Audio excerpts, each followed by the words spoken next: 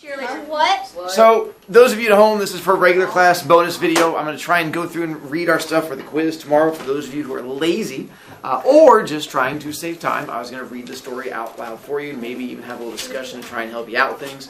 If you're advanced, this is not going to help you because this is not your story. It's just the one for my regular kids because they're slightly more special than you.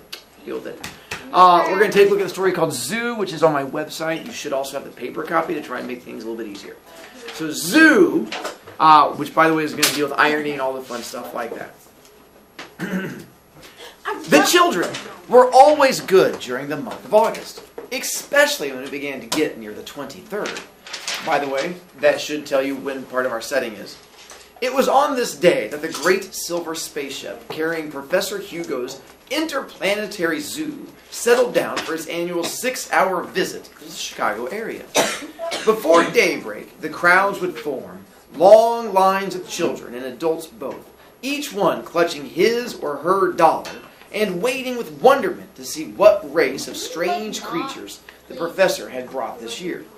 In the past, they had sometimes been treated to three-legged creatures from Venus, or tall, thin men from Mars, or even snake-like horrors from somewhere more distant.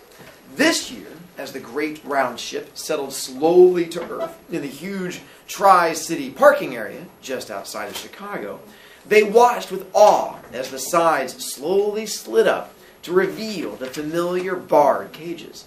In them were some wild breed of nightmare, small horse-like animals that moved with quick jerking motions and constantly chattered in a high-pitched tongue.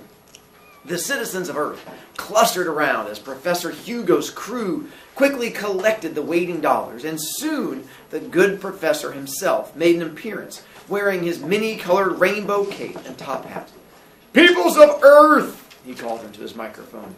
The crowd's noise died down and he continued, "Peoples of Earth! This year you see a real treat for your single dollar.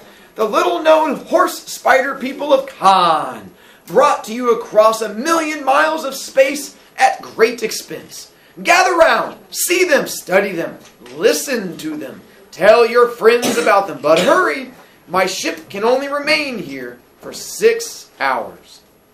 And the crowds slowly filed by, at once horrified and fascinated by these strange creatures that looked like horses, but ran up the walls of their cages like spiders. "This is certainly worth $1, one man remarked, hurrying away. "I'm going home to grab the wife." All day long it went like that, until 10,000 people had filed by the barred cages set into the side of the spaceship. Then, as the 6-hour limit ran out, Professor Hugo once more took microphone in hand.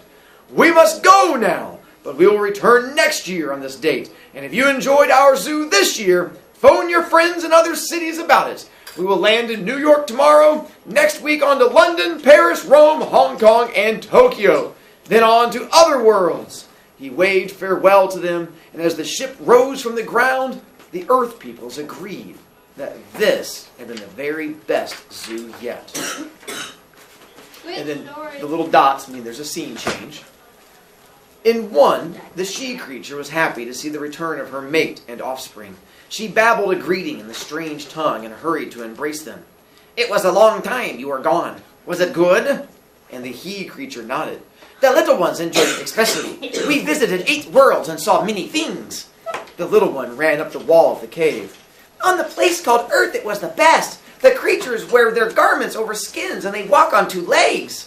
"But isn't it dangerous?" asked the she creature. "No," her mate answered. "There are bars to protect us from them. We remain right in the ship.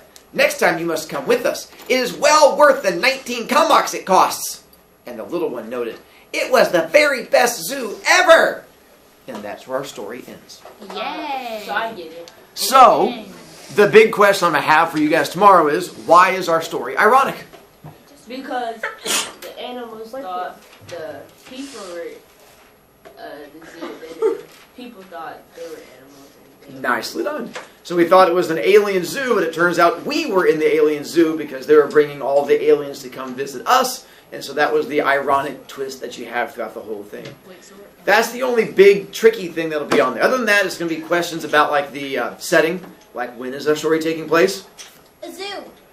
Good job. That's a good win. Chicken noodle. So when is our story taking place? In space. Daytime. If only it came right out and told you at the very beginning of the story. It So this will literally, be. people read it. Literally says the. It does literally say. Nicely done. So it takes place August 23rd, and we know where it's taking place. Where does it say that? Mars. Nope. Where? Zoo. Getting more specific than that, it Venus. gives you a very specific location in the story. Zoo. Nope. Out of the Chicago parking lot. Nicely done, Ty. Oh, This no. is taking place in Chicago. So a lot of things I'm going to give you guys on the quiz is how well are you going to go back and look in the story, or can I put random answers down and rely on you being lazy?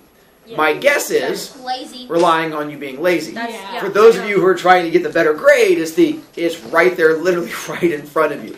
The only other trickiest thing that'll be on there is there's going to be the story mountain. And it's going to have different parts of it and say, did this part come from exposition? Did this part come from climax and stuff like that? So if I say, we find out that when it is taking place and we find out about Professor Hugo, which part of the story mountain would that be? Those of you playing the home game, hopefully you figured out what? Exposition. Good job, Taunty. That would be in the exposition part. Oh, I guessed on that. I didn't know what the question was. Sometimes it pays off. I like chicken.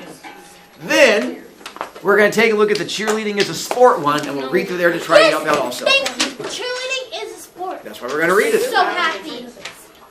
Non-fiction article, cheerleading is a sport. So the same things on the backside, same story. It says, the New York Times. I thought you were going to yell at me. I was going to throw down. The New York Times states that cheerleading is the fastest growing girls' sport. Yet more than half of Americans do not believe it qualifies as one. In addition, they fail to distinguish between sideline cheerleaders and competitive ones. Sideline cheerleaders' main goal is to entertain the crowd and lead them with team cheers, which should not be considered a sport. On the other hand, competitive cheerleading is a sport. And that's where we're going to have issues. And here they're saying that the cheerleading we have here at our school is not a sport. They're saying the only one that is a sport is the ones where they go out and like do the competitive ones, like on the big mats and stuff like that. It is. Now, whether you agree or not, but that's the statement they're putting forth in the article. A sport, according to the Association of Cheerleading Coaches and Advisors, is a physical activity against with an opponent governed by rules and conditions under which a winner is declared. And the primary purpose of the competition is a comparison of the relative skills of the participants.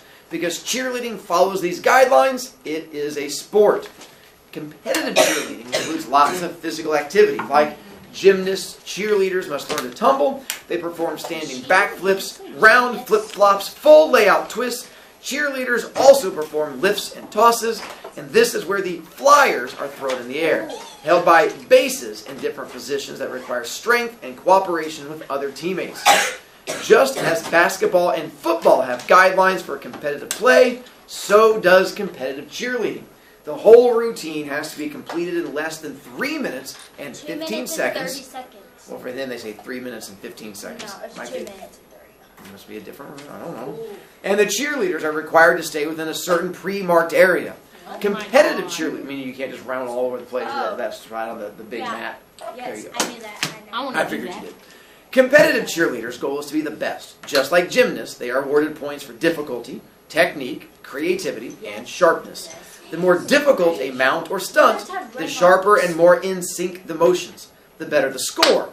Cheerleading is a team sport, so without cooperation and synchronization, first place is out of reach. According to the National Center for Catastrophic Sport Injury Research, cheerleading is the #1 cause of serious sports injuries to women.